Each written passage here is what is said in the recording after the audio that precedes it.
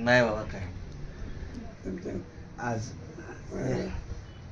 चांगल्या प्रकारे आमची मुलाची आमची ज्ञानेश्वर महाराजांना प्रार्थना आहे. नाही बाबा, माझा पाय चांगला आहे, तुमचाच पाय लवकर व्हावा.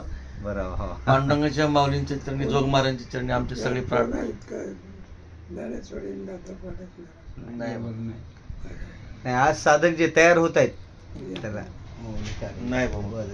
दोन माणसाचं एक रामचंद्र बाबा आणि माऊली. खरंच ना, गाथा ज्ञानेश्वर पाठवाले माऊली आलेच नसते, विद्यार्थ्याची प्रवृत्ती झाली नसते. अंतर्मुक्ता फार कठीण आहे. रामचंद्र बाबांनी स्वतः नाही कीर्तन केले, पण 200 कीर्तन करतात. हो, बरोबर आहे. धुंडा महाराज कौतुक करायचे, खंदारकर महाराज बाबाचा. हो,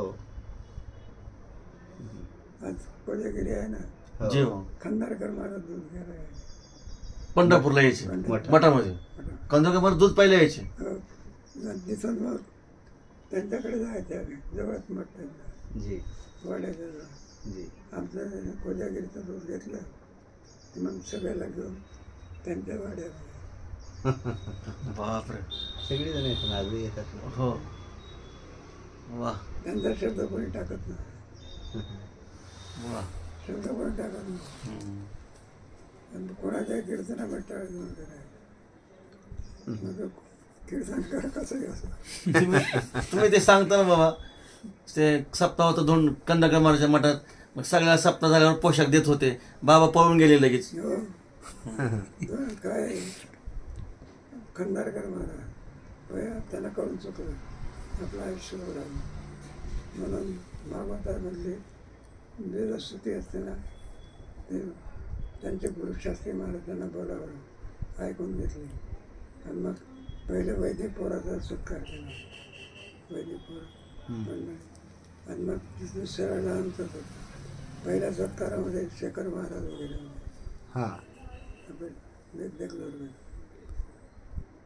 मग दुसऱ्याच्या आमचे मी आपले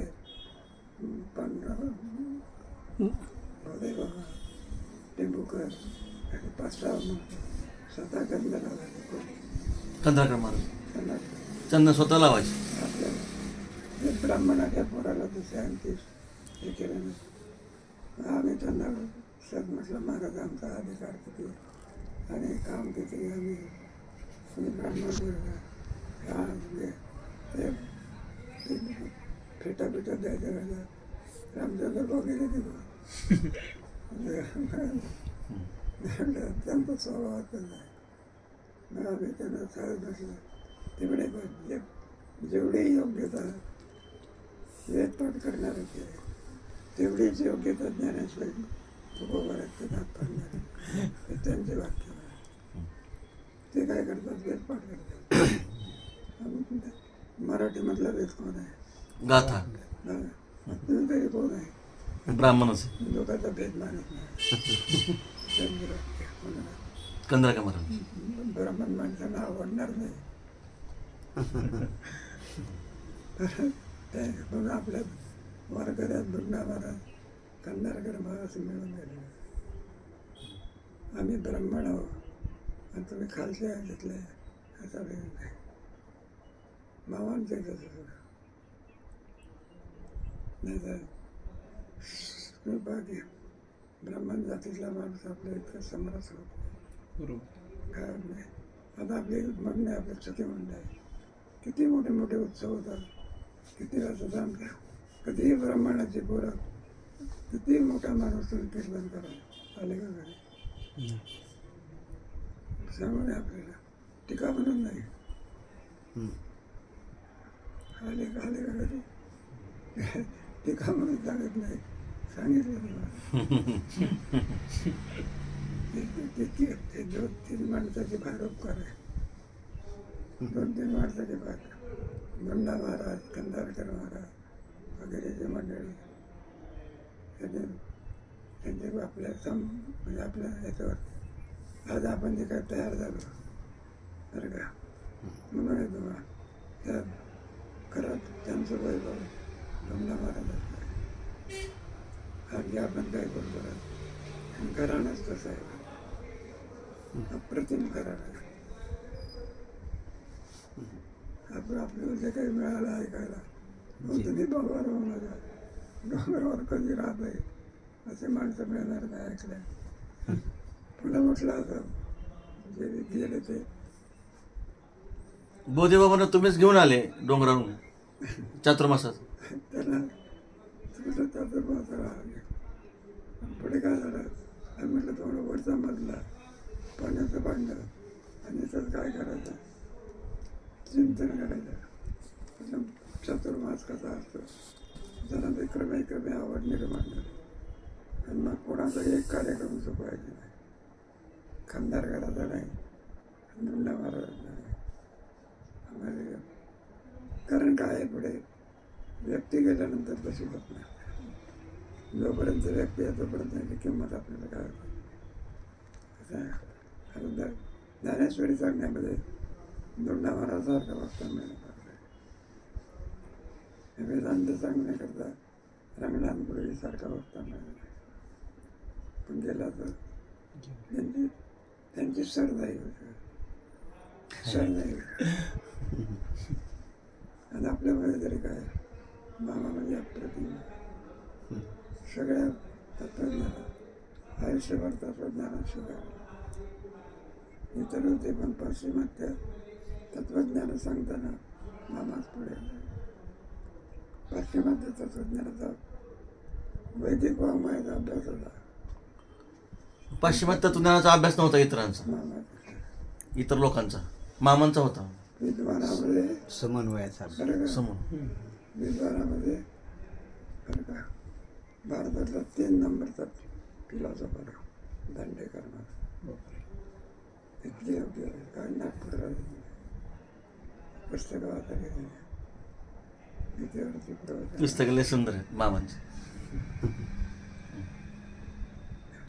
नागपूरला 3 व्याख्यानं दिली ना, हो काय गर्दी असावी. लय सुंदर आहेत. हो हो हो लय सुंदर आहेत बाबा, वाचले मी. नाही इतरांच्या समोर करणं वेगळं आणि त्यांना ते विषय देऊन त्यावर प्रवचन करायला सांगितलेले. मग त्याच्यामध्ये सगळे कोणी प्रज्ञा भारती, तो कोणी आमचे तमके पेनशेर वगैरे मोठे मोठे गोळवेलकर ऐकायचे. बाळशास्त्री अर्थात, बाळशास्त्री अर्थात म्हणजे असामान्य. करणं 21 दिवस करणं सांगितलं. 21 दिवस कर्ण विषयावर 21 दिवस बोलले होते. बाळशास्त्री हरिदास. बाळशास्त्री पंढरपूरचे नाही, नागपूरचे. नागपूरचे. हां, बाळशास्त्री खूप तिथं विषय. ते व्याख्यानं ठेवले होते ना, जोग महाराजांचं आपले आहे ना त्यांचं पुस्तक आहे, जी मामाच्या मिळालेलं अप्रतिम आहे. पण मामाला फार म्हणायचं. मामांचा आणि तुमचा किती वर्षाचा संबंध बाबा? जाईपर्यंत आला 1956 पासून आला. 56 पासून 68 पर्यंत मामांचा संबंध तुमचा, जवळजवळ 12 वर्षाचा. आमच्याकडे एक काम होतं, पत्र द्यायचं, पोस्टातून पत्र आणायचं. भाऊसाहेब सेक्रेटरी होते. बंद काय करायचं, त्याचे पत्र आहे त्याला देऊन द्यायचं. एकदा मी काय केलं, पत्र होतं ना ते भाऊसाहेबाच्या जवळ निवडणं टाकले. पत्र पोस्टातून आणलं जी. आणि इकडे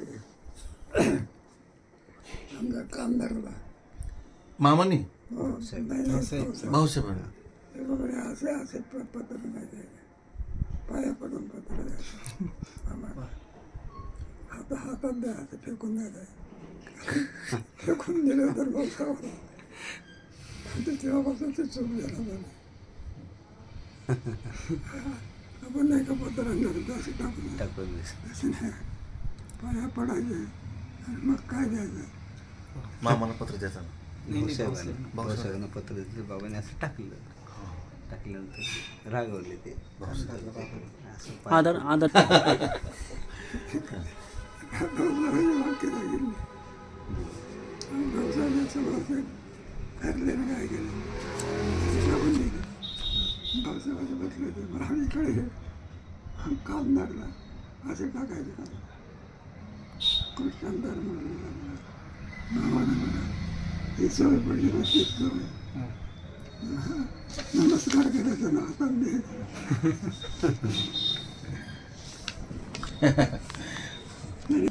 हो व्यवहारातली गावच्या आत्मीयता निर्माण झाली. जे बाबा लक्ष्मण बाबा नाही पाहिलं तुम्ही बाबा? नाही. गेल्यानंतर आम्ही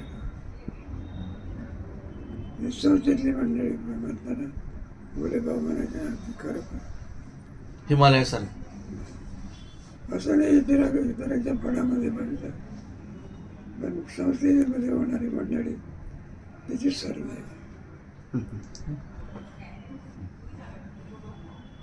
थोडे त्यांच्या ठिकाणी तुला अभिमान असतो मटकरी म्हणा पडकरी म्हणा आज लोकांकडून सेवा करून घेण्याची त्यांना काय पडले ही पद्धत आपल्यामध्ये नाही. दक्षिणा द्यायची